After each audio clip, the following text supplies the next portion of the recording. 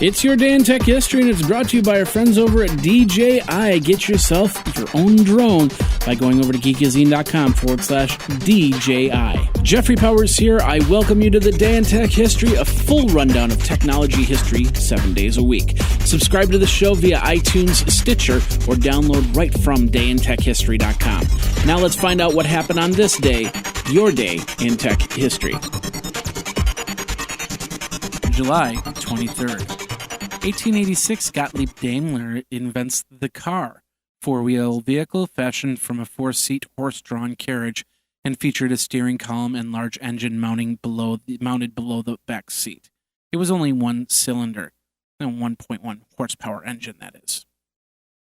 1903, the Ford Motor Company sells its first car, the Model A, to Dr. Ernest Fenning of Chicago in Detroit. 1962, the first live transatlantic television broadcast hosted by Walter Cronkite and made via AT&T's Telstar 1 satellite launched 13 days ago on July 10th.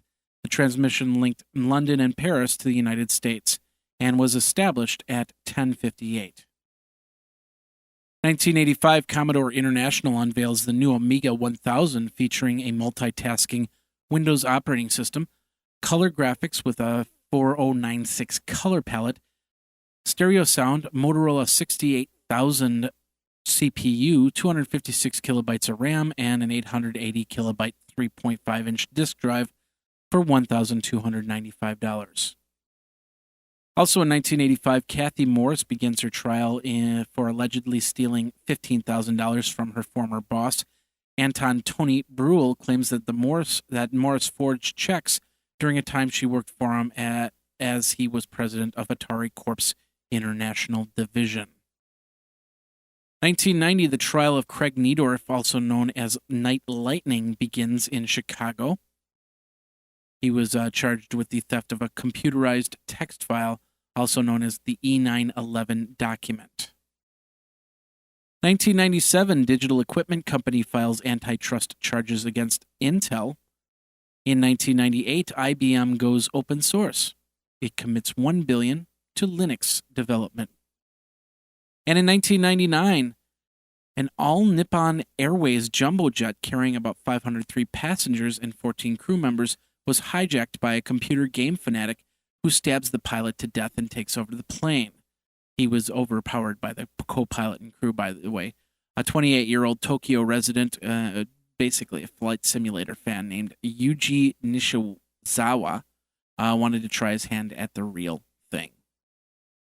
Also in 1999, version 1.0 of the Xenoterra BBS for Windows is released, and version 1.150 of the NetRex programming language is also released. And now this word from our friends over at DJI Technologies. Summertime. What to do during the summer? Well, let's go fly a drone.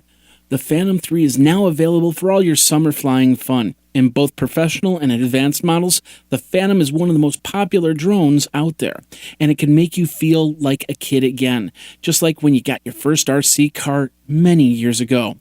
With video up to 4K, you can have fun taking overhead shots, aerial footage in parks, by the lake, or just fly over your house a few times to see how many of the kids' toys ended up on the roof, or if your roof survived the winter.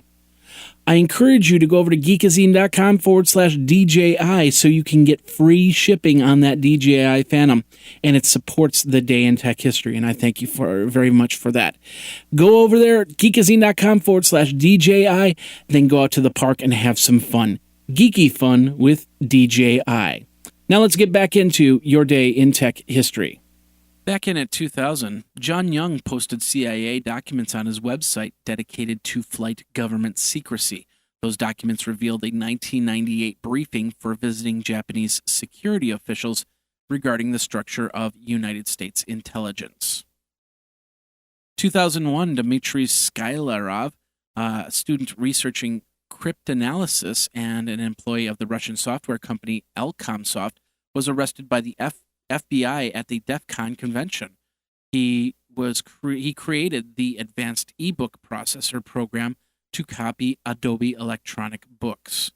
He was arrested after giving his presentation, eBook Security, Theory and Practice. 2003, Palm launches the Tungston T2, featuring a Texas Instruments OMAP 1510 processor, 32 megabytes of RAM, secure digital MMC slot, audio-video player, 320 by 320 display, and Palm OS 5.2.1 for $399.